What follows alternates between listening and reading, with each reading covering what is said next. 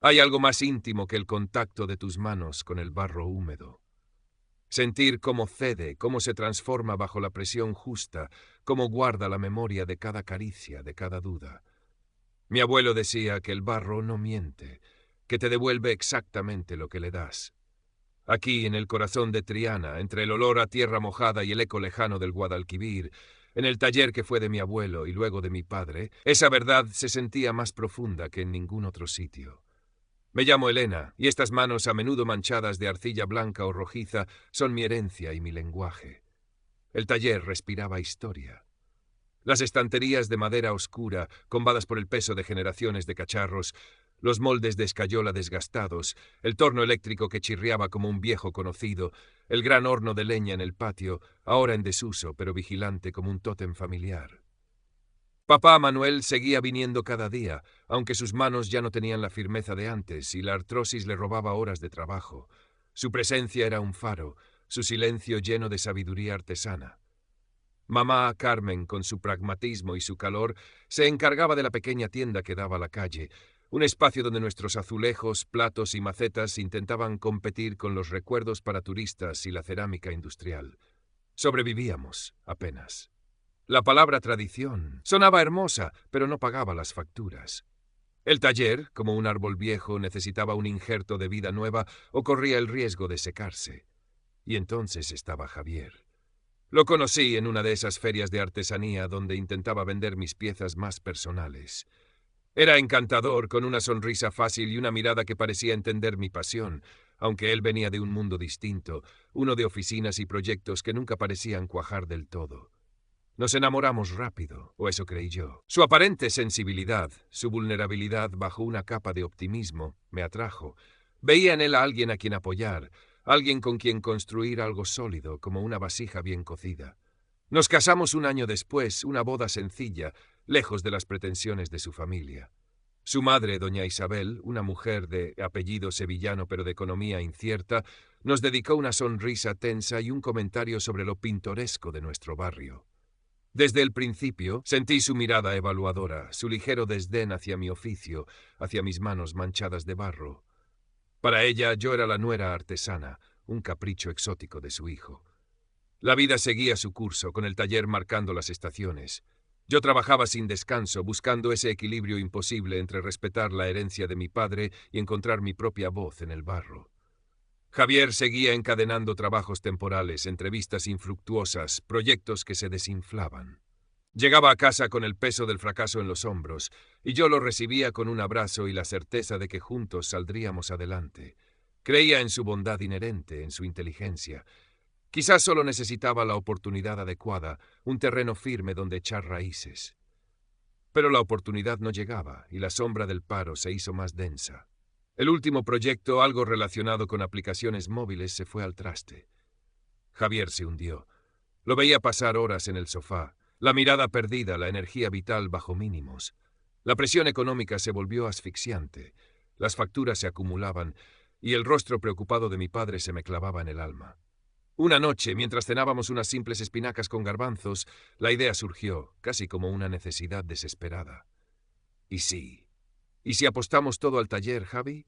Pero de verdad, modernizarlo, crear una tienda online potente, buscar nuevos mercados. Yo sé hacer cerámica, papá tiene el nombre, tú podrías encargarte de la gestión, de las ventas. Podríamos hacerlo juntos. Sus ojos, apagados hasta entonces, brillaron con una chispa de interés. ¿Tú crees, Elena? ¿De verdad crees que funcionaría? Tenemos que intentarlo, le dije, apretando su mano. Es nuestro legado y puede ser nuestro futuro. Hablé con mis padres. Papá al principio se mostró reticente. Temía el riesgo, la posible pérdida de la identidad del taller. Pero mamá, siempre práctica, lo convenció. Manuel, Elena tiene talento y ganas. Hay que dejar que lo intente. Peor de lo que estamos, no podemos ir. Con su bendición cautelosa nos lanzamos. Javier pareció renacer. Se entusiasmó con la idea de ser su propio jefe, de gestionar nuestro negocio. La palabra nuestro resonaba con fuerza entre nosotros, un mantra de esperanza.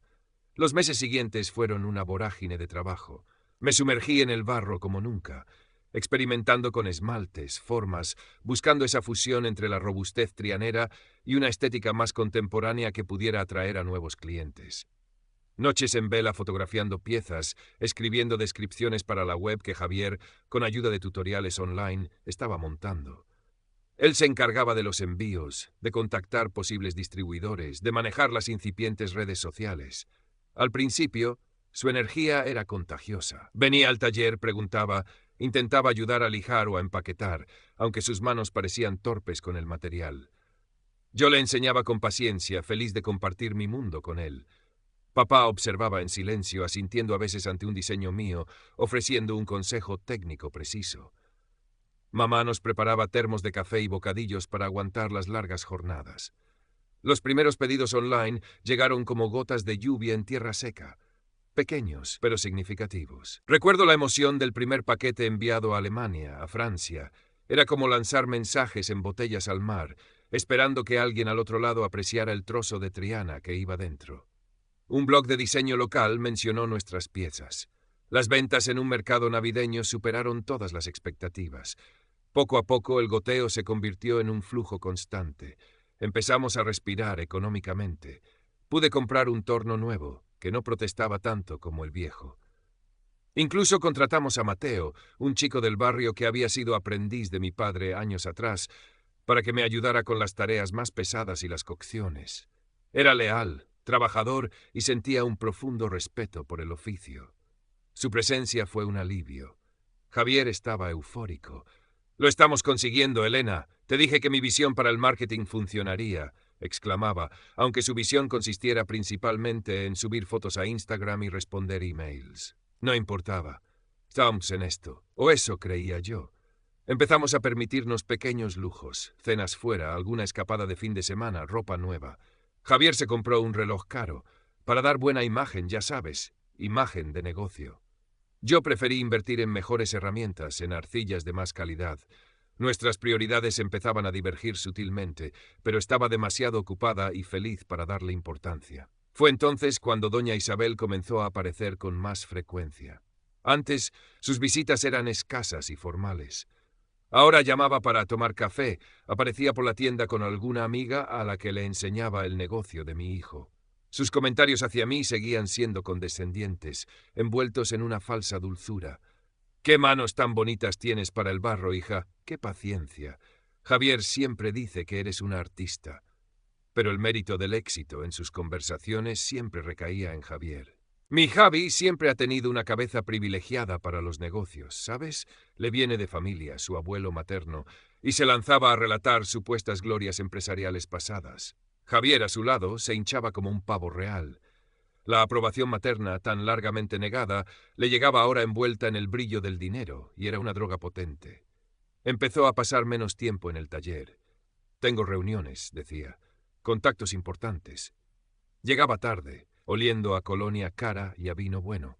Sus conversaciones giraban cada vez más en torno al dinero, a las apariencias. «¿No crees que deberíamos buscar un local más grande, más céntrico?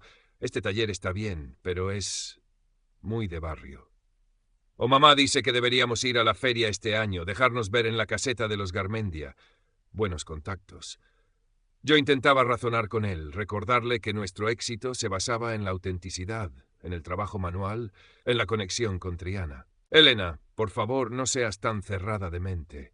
«Hay que pensar a lo grande», respondía con una impaciencia nueva en él. Las sugerencias de doña Isabel se volvieron más directas. Que si Javier necesitaba un coche mejor para visitar clientes importantes, que si deberían hacerse socios de un club social, que si ella necesitaba ayuda para unos arreglillos en su piso de los Remedios. Javier cedía a todo. Empezaron a desaparecer cantidades de dinero de la cuenta del negocio que no se correspondían con los gastos habituales. Cuando le pedí explicaciones se puso a la defensiva. «Es una inversión, Elena. Imagen. Además, es mi madre. ¿Qué quieres que haga?» La palabra nuestro había desaparecido de su vocabulario. Ahora era el negocio, mi visión, mis contactos. El ambiente en el taller se enrareció. Javier aparecía dando órdenes a Mateo, criticando mi forma de organizar el espacio o incluso mis diseños. «Demasiado rústico, Elena. Hay que hacer cosas más finas, más vendibles». Sentía su mirada evaluadora, ya no cómplice sino distante, casi ajena. Mis padres notaban la tensión. Papá se encerraba más en su silencio, pero sus ojos mostraban una profunda tristeza. Mamá intentó hablar con Javier una vez. Javi, hijo, Elena está trabajando mucho. Este taller es su vida, vuestra vida. Tenéis que cuidaros el uno al otro. Él le respondió con una frialdad que me heló la sangre. Carmen, no se meta donde no la llaman. Sabemos perfectamente lo que hacemos. Mamá se retiró herida y yo sentí una punzada de rabia impotente. Las discusiones sobre dinero se volvieron constantes. Él quería retirar fondos para gastos personales, para préstamos a su madre que nunca se devolvían. Yo insistía en reinvertir, en ahorrar, en ser prudentes. Pareces tu padre, siempre con miedo, pensando en pequeño, me espetó un día. La comparación me dolió profundamente. Mi padre era un artesano honrado, no un miedoso. Javier estaba empezando a despreciar todo lo que yo representaba: el trabajo manual, la humildad, la conexión con nuestras raíces. Un día llegué al taller y encontré a un hombre trajeado hablando animadamente con Javier. Elena, te presento a Ricardo. Es un primo de mamá, experto en gestión empresarial. Nos va a echar una mano para profesionalizar esto. Lo dijo sin mirarme a los ojos. Ricardo me tendió una mano blanda y me habló de optimizar procesos, estructuras de costes y branding. Sentí un escalofrío. Javier continuó. Ricardo cree que deberíamos constituir una sociedad limitada. Yo figuraría como administrador único por agilidad y tú como directora creativa. Lo tuyo es el arte, Elena, no los papeles. La propuesta era tan burda, tan transparente que me quedé sin palabras por un momento. Profesionalizar, marginarme, apartarme del control de mi propio legado. No, dije finalmente, mi voz temblando ligeramente. El taller es de mi familia, y las decisiones las tomamos juntos, como hasta ahora, o no se toman. Javier me miró con fastidio. Siempre igual, Elena, obstaculizando. Ya hablaremos. Pero yo sabía que la grieta entre nosotros se había convertido en un abismo. La tensión podía cortarse con una rasqueta de alfarero. Los silencios entre Javier y yo eran más elocuentes que cualquier palabra. Él pasaba cada vez más tiempo fuera, supuestamente en reuniones de negocios, aunque yo sospechaba que muchas eran simplemente comidas largas o tardes de compras con su madre. Doña Isabel, por su parte, adoptó un aire de víctima ofendida. No entiendo por qué Elena se pone así, le decía a Javier en voz alta, asegurándose de que yo la oyera. Todo lo que hacemos es por vuestro bien, para asegurar el futuro. Pero ella es tan suya, tan de su barrio. El veneno en sus palabras era sutil, pero constante. Intenté hablar con Javier una última vez, apelar a la persona que había conocido, al hombre del que me había enamorado. Lo encontré una noche en el salón, mirando catálogos de coches de lujo. «Javi, ¿qué nos está pasando?», le pregunté sentándome a su lado. Él apartó la revista con un gesto de fastidio. «¿Ahora qué quieres, Elena? Estoy cansado. Quiero entender por qué te has vuelto así. ¿Por qué me tratas como si fuera una empleada? ¿Por qué dejas que tu madre se meta en nuestra vida y en nuestro trabajo? Este taller significa todo para mí. Es mi familia, mi identidad». Él suspiró, mirando al techo. Significaba, Elena. Ahora es un negocio, y los negocios necesitan gestionarse con cabeza, no con sentimentalismos. Mamá tiene razón, necesitas ayuda con la gestión, y yo estoy dispuesto a asumir esa responsabilidad. Su frialdad era un muro contra el que mis palabras rebotaban. ¿Y yo? ¿Dónde quedo yo en tus planes?, pregunté, sintiendo cómo la esperanza se desvanecía. Tú eres la artista, dijo, encogiéndose de hombros. Dedícate a hacer tus cacharros bonitos. Yo me encargo del resto.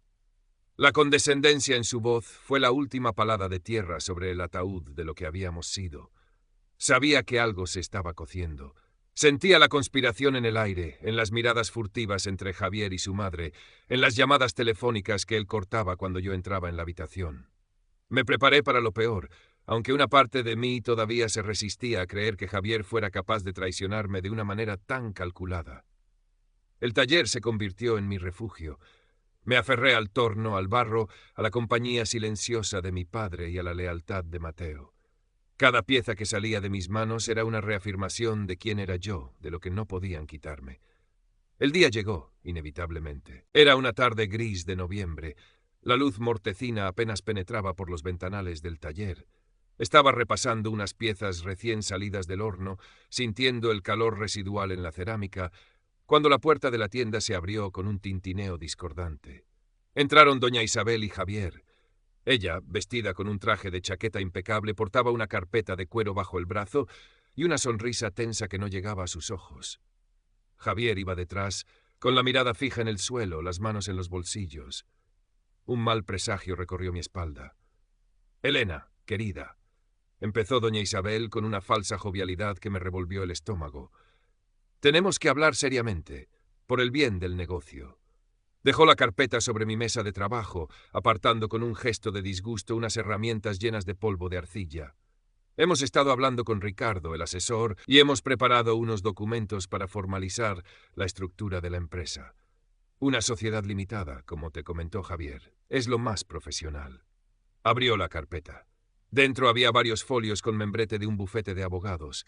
«Aquí está todo detallado. Javier figurará como administrador único para agilizar la toma de decisiones.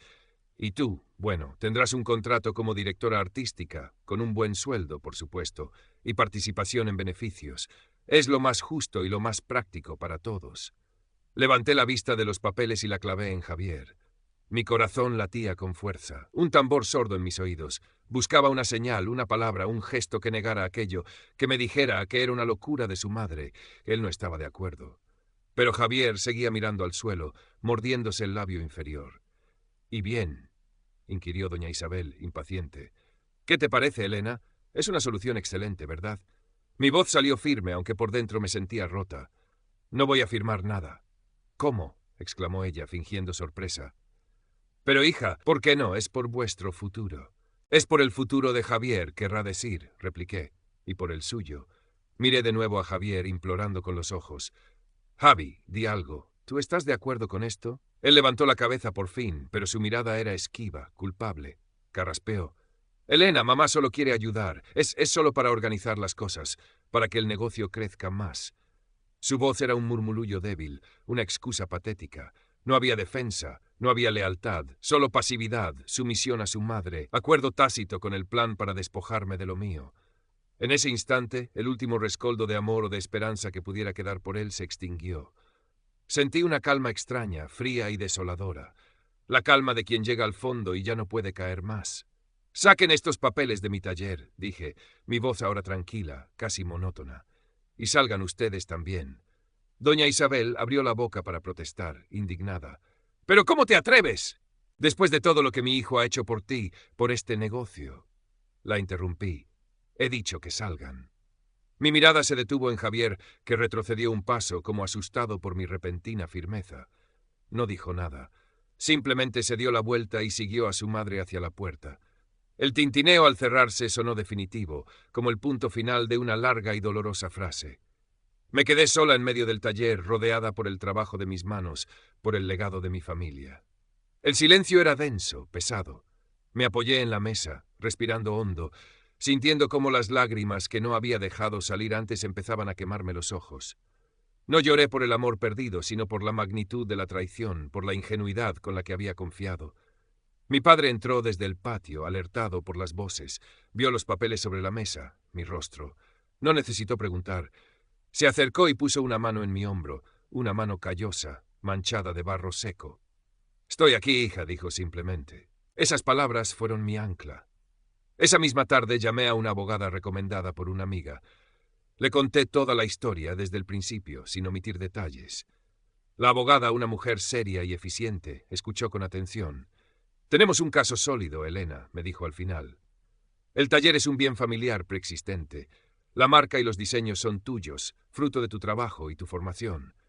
La contribución de tu marido es como mínimo discutible y difícil de cuantificar. Y este intento de apartarte del negocio mediante documentos engañosos juega a nuestro favor». Sentí un atisbo de alivio. No estaba sola, y la ley parecía estar de mi parte. El proceso de divorcio y separación de bienes fue desagradable, como era de esperar. Javier, instigado por su madre y sus abogados, intentó reclamar la mitad del valor del negocio, argumentando su papel clave en la gestión y el marketing. Presentaron facturas infladas, testimonios dudosos de supuestos contactos conseguidos por él. Mi abogada desmontó sus argumentos uno por uno. Demostramos el origen familiar del taller, mi formación específica, el registro de mis diseños, los testimonios de clientes y proveedores que trataban directamente conmigo, el apoyo crucial de mi padre y la ayuda constante de Mateo. Incluso pudimos rastrear los fondos que Javier había desviado para gastos personales o para su madre. La sentencia fue clara. El taller, como bien privativo heredado y revitalizado fundamentalmente por mi trabajo, me pertenecía. La marca comercial, basada en mis diseños y el apellido familiar, era mía. A Javier se le asignó una compensación económica mínima, casi simbólica, por el tiempo dedicado y como liquidación de la sociedad de gananciales. Era mucho menos de lo que él y doña Isabel esperaban. Muchísimo menos. Recuerdo la llamada de mi abogada dándome la noticia. No sentí euforia, solo un profundo cansancio y la sensación de que por fin se había hecho justicia. Javier y su madre no se lo tomaron bien. Unos días después de la sentencia, doña Isabel se presentó en la tienda, fuera de sí. Empezó a gritarme, a acusarme de ladrona, de haberles arruinado la vida. «Esto no se va a quedar así. Te vas a arrepentir, niñata insolente». Intentó abalanzarse sobre una estantería llena de piezas listas para enviar. Mi madre, que estaba conmigo, se interpuso con calma, pero con firmeza. «Isabel, váyase de aquí ahora mismo o llamo a la policía». Doña Isabel la fulminó con la mirada, pero retrocedió. Salió dando un portazo y lanzando una última amenaza velada. Javier no apareció. Supongo que no tuvo el valor de enfrentarse a mí después del resultado judicial. Poco después, me enteré por vecinos del barrio que Javier, con el poco dinero que le quedó, y seguramente con más aportaciones de su madre o de su primo experto, había intentado montar una tienda de cerámica de diseño en una zona más turística de Sevilla.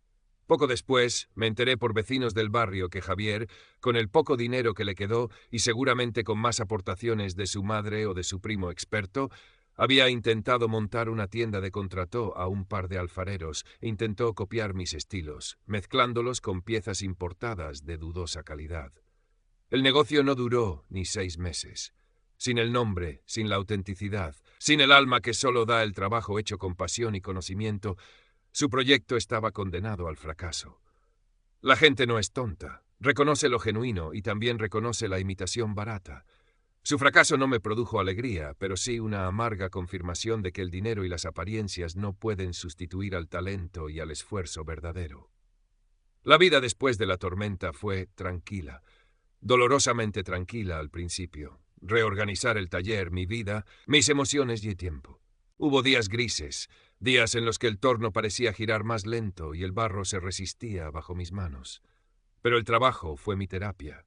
Volver a conectar con la esencia del oficio, con el ritmo pausado de la creación, me devolvió el equilibrio. Mis padres fueron mi refugio constante, su apoyo incondicional un bálsamo para las heridas. Mateo se quedó conmigo, trabajando codo con codo, compartiendo ideas y silencios cómplices. Decidí reducir un poco el volumen de producción, centrarme más en piezas únicas, en series limitadas, en la calidad por encima de la cantidad. Quería que el taller volviera a ser un espacio de creación personal, no una fábrica de objetos.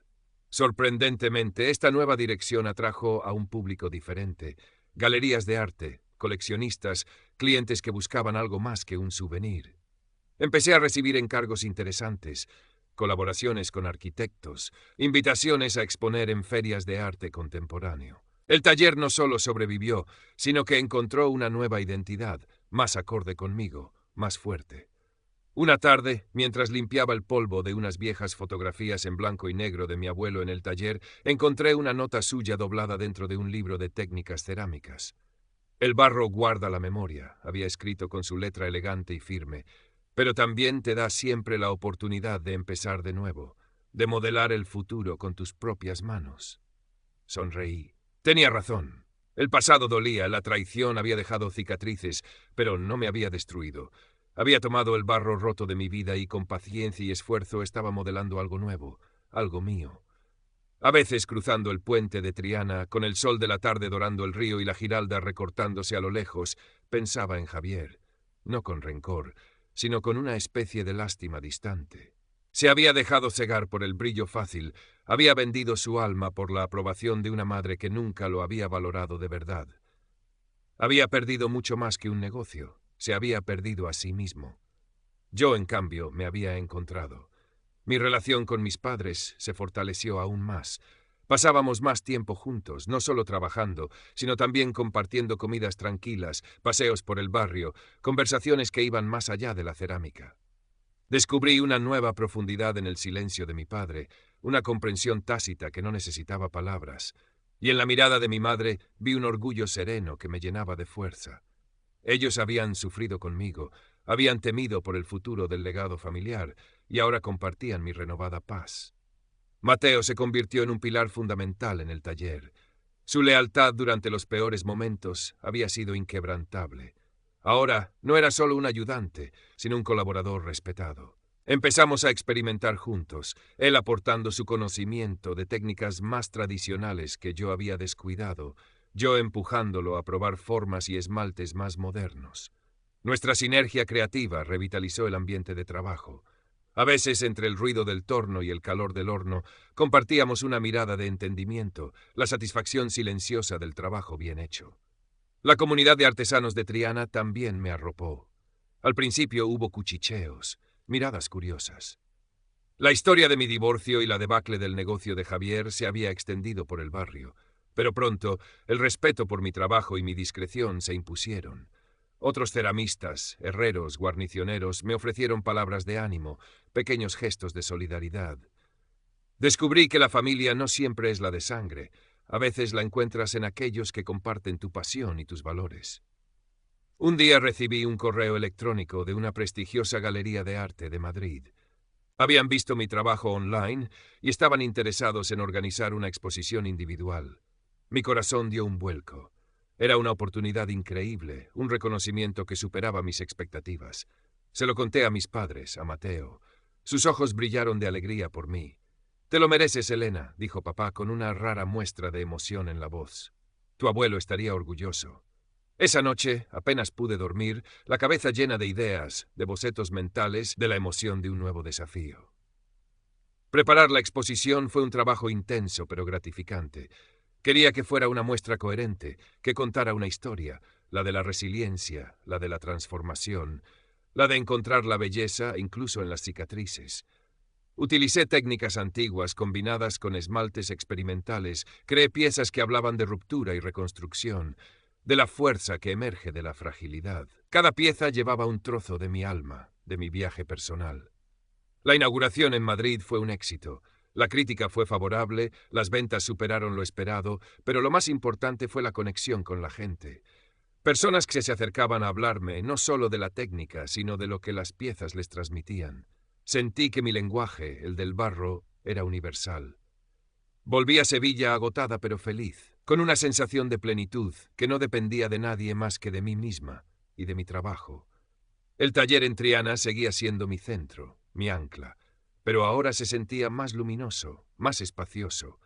Había encargado una pequeña reforma, abriendo un ventanal más grande que daba al patio interior, llenando el espacio de luz natural. Colgué algunas de las fotos antiguas de mi abuelo y mi padre, junto a bocetos de mis nuevas colecciones. Era un espacio que honraba el pasado, pero miraba decididamente hacia el futuro. Una tarde, mientras cerraba la tienda, vi pasar a Javier por la acera de enfrente. Iba solo, cabizbajo, con ropa que parecía algo desgastada. Cruzamos la mirada por un instante fugaz. Vi en sus ojos una mezcla de vergüenza y quizás arrepentimiento. Apartó la vista rápidamente y aceleró el paso, perdiéndose entre la gente. No sentí